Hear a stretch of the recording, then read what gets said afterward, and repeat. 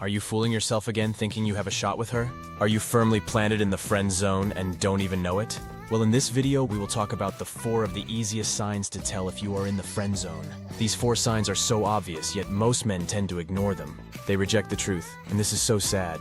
The reason why men don't want to face these truths is because they don't want to lose hope.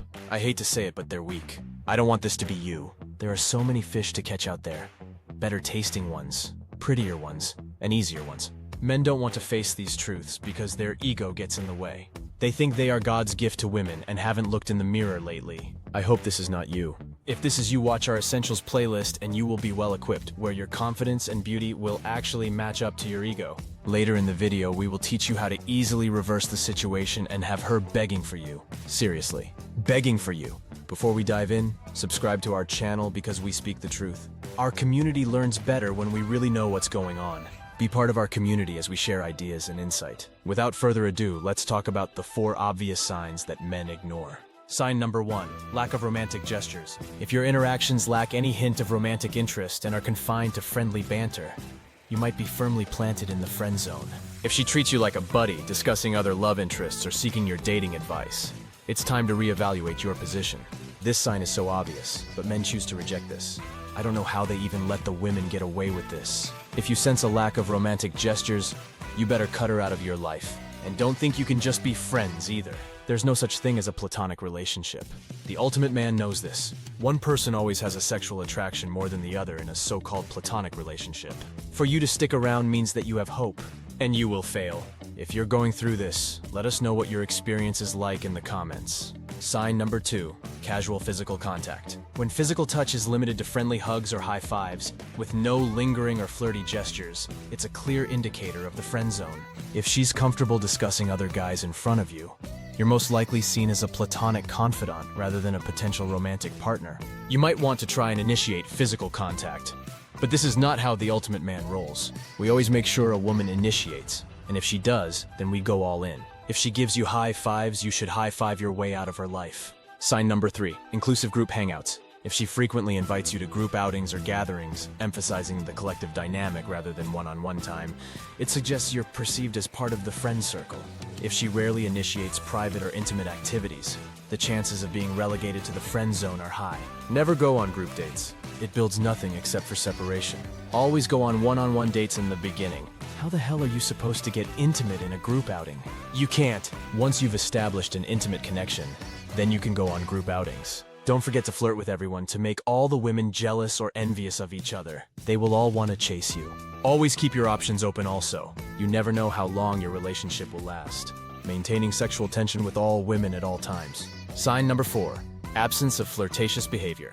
When playful teasing or flirtatious banter is non-existent and she treats you with sibling-like affection, you're probably firmly entrenched in the friend zone. If she displays no signs of reciprocal attraction, such as playful touching or lingering eye contact, it's time to recognize the platonic nature of your relationship. This is usually game over, meaning get out of there and cut her line. You don't need to be friends with her. Now she might have something valuable to offer as a friend, but it's unlikely. And it's already weird that you were crushing her from the start. Just move on and save your energy for someone worthy. Now, do all these signs kind of sound like it's overlapping? Yeah, it might be. The common denominator is the lack of affection, both physical and emotional. These signs are obvious, right? Then why are you still hanging out with her? You've probably even spent a lot of money on her, treating her to dinner, drinks, and activities. She is probably using you. Let's get some value back out of her. If you must keep her as a friend, cut off your emotions immediately. Make it known to her. Start letting her pay for her own stuff. When you go out with her, pay attention to other women and pursue them while she is with you. This will catch other women off guard, and they will be more likely to trust you because you've displayed social proof. Not only that, but once your friend zone buddy feels you slipping away, guess who will come crawling back? Begging for your attention, you have now turned the tables around. She will now be chasing you. This is how the ultimate man rolls. This is you. If you like this video, hit the like button so YouTube will know to push this out to other men suffering from the dreaded friend zone. They need to know the truth. Don't forget to subscribe and share this video. If you think we missed other obvious signs, please leave it in the comments so we all can learn. If you are firmly planted in the friend zone, this is how you reverse it, and instead make her beg. Rule number 1, don't respond to text right away. Responding to her text is like a fine bottle of wine. It gets better when you wait a little bit longer for it. So resist the urge to respond at warp speed. Make her beg for it. Take a moment, let it breathe, and reply when you're ready. Make her anticipate it, make her worry, make her think about you longer. Remember, you're a busy person. Rule number 2, bring along an attractive woman with you. Why settle for a solo act? Show her you're the ultimate socialite by bringing your imaginary fan club of women to dates. Bring a hot friend, bring a hot coworker, bring your hot cousin if you have to. Give her social proof that you're surrounded by, or at least know attractive women, even if it's not romantic relationships with them. This will instantly remove the creepy in you. Okay, maybe not a fan club, but don't be afraid to have a diverse social life. It keeps things interesting. Rule number 3, let her text you first. Let her flex those initiation muscles too. The first text doesn't always have to be from you. Let her initiate first every so often. Think of it like a game of tennis. Take turns serving. It's not a one-man show, it's a grand slam of reciprocal effort. If she never initiates, then there's a chance that her interest level isn't that high. We have a solution for that. Simply test her, "I had fun last night with you too." When she responds with confusion, simply text back, "Sorry, wrong person." Don't feel obligated to lie to come up with an explanation. Ignore her interrogation. Leave her in wonderment. Make her beg, but never give it to her.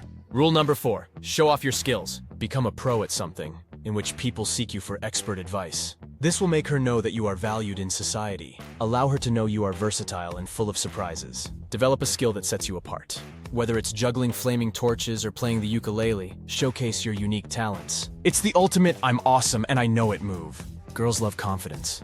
I'm gonna go out on a limb and say girls love cocky. Be a high-value man if you want to make a high-value woman beg for you. Rule number 5, don't rush to secure a second date. Slow and steady wins the dating race. Don't rush into setting up a second date like you're on a time crunch. Let the anticipation build. It's like creating a suspenseful plot twist in the movie of your love life. Make her wonder if you like her enough. Do this by not asking to go out on a second date. She will feel slightly rejected, but she will have no confirmation. Wait a couple of weeks. Remember, you're a busy man, maybe even busy on dates. Make her beg for it. Rule number 6, don't compliment her. Resist the temptation to unleash the charm bombardment on a date. It's not a fire sale, it's an introduction. Keep the flirting at a simmer. You're creating a masterpiece, not a microwave dinner. Keep it to 1 or 2 compliments max. Maybe one at the end of the night, and maybe one somewhere in the middle of the night if she was compelling enough. Avoid the compliment being about her face or body. Compliment her clothing, accessory, perfume, or maybe even just her vibe. Rule number 7, reject invitations. Your calendar is a VIP party and not everyone gets an invite. Politely decline some date invitations. It's not about playing hard to get. It's about showing you value your time like a rare collector's item. Refrain from thinking that it's a wasted night of you rejecting a date. I know what you're thinking, and I know it hurts. But trust me, this will exponentially increase her interest in you. Make her beg to hang out with you. If you need to, take her on a mini date where you can only spend 30 minutes. And then disappear. Make her miss you. Because you stuck around to the end, we're giving you some bonus advice. Remember, in the game of attraction, confidence is your secret weapon. Embrace the Andrew Tate confidence factor. It's not arrogance. It's a magnetic aura that says, "I'm awesome and I bring something special to the table." Own it.